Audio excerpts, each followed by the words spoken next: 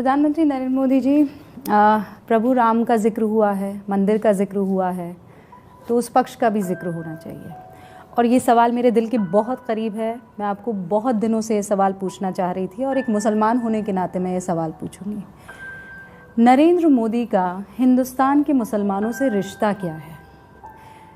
मुसलमान बीजेपी पर भरोसा क्यों नहीं कर पाता है? क्या वजह है?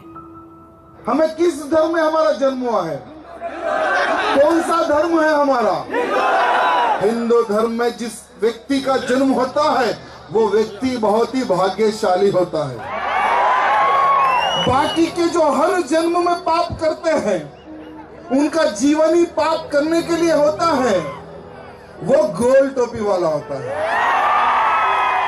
और दूसरी बात तो ये है कि मुसलमान तो इस देश के अंदर रहना नहीं चाहिए। उन्होंने जनसंख्या के आधार पर देश का बंटवारा कर लिया, तो फिर यहाँ इस देश के अंदर रहने की क्या आवश्यकता थी? फिर उनको अलग भूभाग दे दिया गया, बांग्लादेश या पाकिस्तान जाएं, यहाँ क्या काम है उनका? यदि आप इस देश के मुसलमान ये स्वीकार करने के लिए तैयार नहीं है कि मेरा पूर्वज हिंदू है, तो वो देशभक्त हो सकता है, परंतु वो राष्ट्र विरोधी है, ऐसा मैं मानूंगा। एंटी नेशनल है, माने राष्ट्र विरोधी हैं। देश में हर आतंकवादी मुस्लिम क्यों होता है और मुस्लिम बीजेपी को वोट क्यों नहीं देता है? एक सीधी सी बात है। इसलिए भारतीय जनता पार्टी एक राष्ट्रभक्त पार्टी है, इसलिए मुस्लिम उसको वोट नहीं करता है। इसलिए मैं मुसलमानों से कह रहा हूँ, वोट दे लेना, भीख नहीं मांग रहा हूँ। अगर वोट दोगे तो सुखी रहोगे, अगर वोट नहीं दोगे तो जो कष्ट झेलोगे। भारतीय जनता पार्टी का शासनकाल है, जो कष्ट तुमको नहीं झेलने पड़े थे वो कष्ट तुमको उठाने पड़ सकते हैं। सवाल ये है कि मुस्लिम धर्म में जो है आप जानते हैं कि 50 औरत रखिए और जो है 1050 बच्चा पैदा कीजिए। ये कोई परंपरा नहीं, ये तो जो है एक जो है जानवरी प्रवृत्ति है, जानवरी प्रवृत्ति है। हिंदू अलग संस्कृति है, मुस्लिम अलग संस्कृति है, दोनों एक साथ नहीं रह सकती। दो संस्कृतियां कभी एक साथ नहीं रह सकती हैं। ये टकराव होगा, जरूर होगा। जो गाय मुसलमानों के घर में पल रही है, ये गाय मुसलमानों से इनको किसी भी कीमत पर वापस ले लेना चाहिए। इसलिए वापस ले लेना चाहिए कि यदि हम अपनी लड़की और बहन को इनके घर में जाने को लव जिहाद मानते हैं, तो क्या हम अपनी गाय माता को इनके घर के में जाने से इसको लव जिहाद की श्रेणी में नहीं लाएंगे? ये लव जिहाद है। इसलिए गाय माता को किसी भी कीमत पर मुसलमानों के घर से वापस लिया जाना चाहिए। हमारी माँ का कोई अपमान करेगा, हम मर जाएंगे, सहन नहीं करेंगे, मर जाएंगे, मार देंगे। अगर जिसे तुम माँ कहते हो, अगर उसको हम काटें तुम्हें कैसा अच्छा लगेगा? ये पंजा नहीं है, ये कमल का हाथ है, ये कटुए का गले को काट देगा चुनाव के बाद। सुनो, अल्लाह के भक्त हो या भगवान विष्णु के भक्त हो? पहले ये बताओ, पहले बताओ जरा, कौन भक्त, किसके भक्त? भक्त तो हम अल्लाह के हैं। मैं तो सीधा ठोक के, आप लोग के धर्म की भी बस तो फिर चिल्लाओ मत। अल्लाह के भक्त हो तो चिल्लाओ मत, बैठ जाओ। नहीं, फिर बैठ जाओ चुपचाप, फिर चुपचाप बैठ जाओ। किसी मस्जिद का नाम रख दूंगा मैं भगवान विष्णु के नाम पे, फिर चिल्लाते फिरोगे। अरे रख दूंगा किसी मस्जिद का नाम भगवान विष्णु के नाम पे, चिल्लाओ मत, बैठ जाओ। बहुत लोगों को बड़ा दर्द हुआ कि आगरा का ताजमहल ऐतिहासिक स्थलों में से निकाल दिया गया। कैसा इतिहास, कहां का इतिहास, कौन सा इतिहास? और मैं गारंटी के साथ आपसे कहता हूं कि इतिहास बदला जाएगा। कि चुनाव बाबर और राम के बीच है और राम को चुनाव जिताना, बाबर को बरेली से भगाना है। ये आपको तय करना है कि दिल्ली में राम जादव की सरकार बनेगी या हराम जादव की सरकार बनेगी। आपको स्वयं फैसला करना है। भैया तुम लोगों को अली मुबारक हो, हमारे लिए बजरंग बली हमारे साथ में है। इसलिए निर्णय इस बात का होगा कि भारत की जनता भारत में भगवान के साथ होगी कि इस्लाम के साथ। इस्लाम जीतेगा कि भगवान जीतेगा? ये सच है कि भारत के अंदर हमारी जनसंख्या गिर रही है। क्या भारत में फिर से नया पाकिस्तान हम बनाएंगे? गिरिराज ने कहा, लोकतंत्र तब तक ही सुरक्षित है जब तक हिंदू बहुसंख्यक हैं। हिंदुओं की आबादी कम होने से सामाजिक समरसता खतरे में पड़ जाएगी। जिन जिलों में मुस्लिमों की आबादी बढ़ रही है वो देश की एकता और अखंडता के लिए खतरा है। अखंड हिंदू राष्ट्र, अखंड हिंदू राष्ट्र, अखंड हिंदू राष्ट्र। और जो भी व्यक्ति अखंड हिंदू राष्ट्र के बीच में आएगा उसका नामो निशान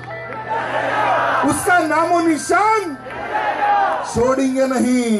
अखंड हिंदू राष्ट्र की स्थापना के लिए हर हिंदू अपने घर में हथियार रखना सीखे मेरे भाइयों। मैं हमारे विश्व हिंदू परिषद के अधिकारी गणों से यह निवेदन करना चाहता हूं कि हर वो नौजवान को AK-47 की शिक्षा भी देने की आवश्यकता है।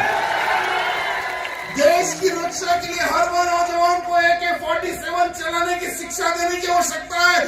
तो मोदी जी, आप उन लोगों से नाराज रहते हैं या आपको गुस्सा आता है जब ये कहते हैं कि मुसलमानों को पाकिस्तान चले जाना चाहिए? पहली बात है कि मैं कभी भी इस प्रकार की भाषा को स्वीकार नहीं करता हूँ। पर आप कार्रवाई भी नहीं करते हैं। आपकी कौन केंद्रीय कहता मंत्री नहीं करते हैं? केंद्रीय पक्की मंत्री करते, मेरी पार्टी पक्की कार्रवाई करती है। मीडिया में जाए तभी कार्रवाई मानी जाती है क्या?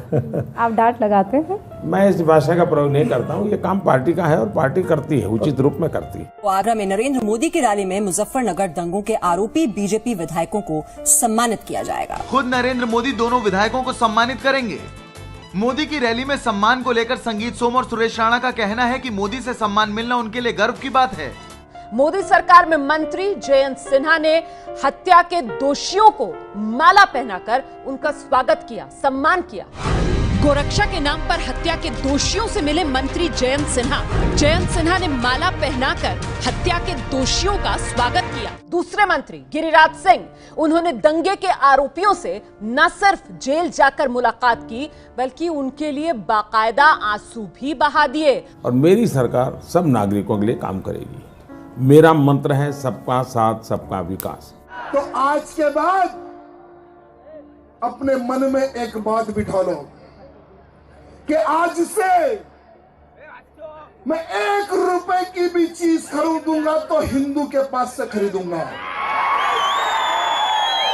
मैं 1 रुपए की कोई भी चीज वस्तु या खरीदूंगा वो हिंदू के पास से खरीदूंगा, इन देशद्रोहियों से नहीं खरीदूंगा। अगर मेरे 100 करोड़ हिंदू, मेरे भारत में रहने वाले 100 करोड़ हिंदू अगर मेरी बात पर अगर इंप्लीमेंट कर दे तो बाकी के 25 करोड़ अगर हिंदू धर्म कन्वर्ट ना कर ले तो मेरा नाम बदल देना मेरे भाइयों। आने वाले समय में ये लोग आपके पास आएंगे कि भैया हमें हिंदू धर्म कबूल करना है, बोलिए किस मंदिर में आए।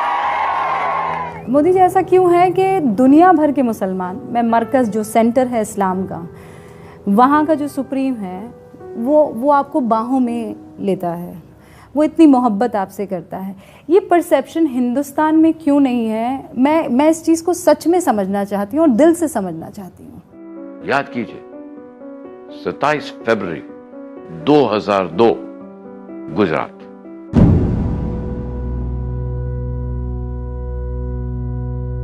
27 फरवरी 2002 को गोधरा स्टेशन पर साबरमती एक्सप्रेस के एक डिब्बे में आग लगी और 59 लोग मारे गए, जिसमें ज्यादातर कार सेवक थे जो अयोध्या से लौट रहे थे। उसी दिन शाम गुजरात के मुख्यमंत्री निवास पर बैठक हुई। इसमें नरेंद्र मोदी भी शामिल हुए।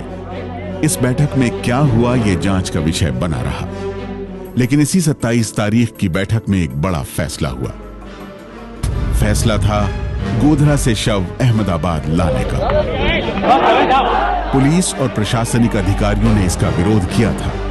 यहां तक कि मोदी सरकार में मंत्री हरेन पांड्या ने भी इसका विरोध किया था। बहरहाल 2003 में हरेन पांड्या की अहमदाबाद में हत्या कर दी गई थी। हरेन पांड्या के पिता ने इसके लिए मोदी को दोषी ठहराया था। हालात बिगड़ता कब है या बिगड़ते वो खराब कब होता है? जब इस हादसे में मारे गए 59 के 59 लोगों को, उनकी लाशों को उनके परिवार को नहीं सौंपा जाता, बल्कि खुली गाड़ियों में, ट्रक में और बाकी गाड़ियों में इन 59 की 59 जली हुई लाशों को गोधरा से अहमदाबाद ले जाया जाता है। और अहमदाबाद में जब ये लाशें पहुंचती हैं खुली गाड़ियों में, तो और वहाँ पे पहुँचने के बाद भी लाशें किसी के सुपुर्द नहीं की जाती हैं, बल्कि वो वीएचपी के जो नेता थे वो लोग उन पे अपना कब्जा करके रखते हैं। और इन लाशों के अहमदाबाद पहुँचते ही हालात अचानक बिगड़ जाता है। सबसे भयंकर दंगा अहमदाबाद के नरोदा पाटिया में हुआ। दरअसल नरोदा पाटिया में महाराष्ट्र और कर्नाटक से आए 2000 से ज्यादा मुस्लिम रहते थे जो दिहाड़ी मजदूर थे। इन्हें 5000 से ज्यादा दंगाइयों ने घेर लिया। दंगाइयों को उकसाया जा रहा था। एलपीजी सिलेंडर लोगों के घरों पर फेंके गए। हत्या, लूटपाट के साथ बलात्कार के आरोप भी लगे। The investigation, which was conducted on some VHP, Bajrang Dal and BJP leaders, has them on record admitting to mass killings of Muslims. Tehelka alleges that the attack on every Muslim locality was meticulously planned and carried out by VHP, Bajrang Dal and BJP workers who'd organized weapons, arms and ammunition. Gujarat में लगभग 200 राहत शिविरों में करीब 1.5 लाख दंगा पीड़ित रह रहे थे।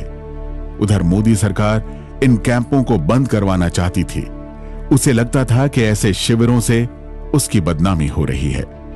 उसी दौरान मोदी ने राहत शिविरों में रहने वाले मुस्लिमों के लिए हम दो हमारे 25 वाला विवादास्पद बयान दिया था। इस बीच संघ परिवार दंगों की रिपोर्टिंग करने वालों को डराने धमकाने लगा। 2004 लोकसभा चुनावों की हार की एक वजह 2002 के गुजरात दंगे हो सकते हैं। मैं व्यक्तिगत रूप से मोदी को मुख्यमंत्री पद से हटाने के हक में था। संघ परिवार से जुड़े नेताओं ने मोदी का पक्ष लिया।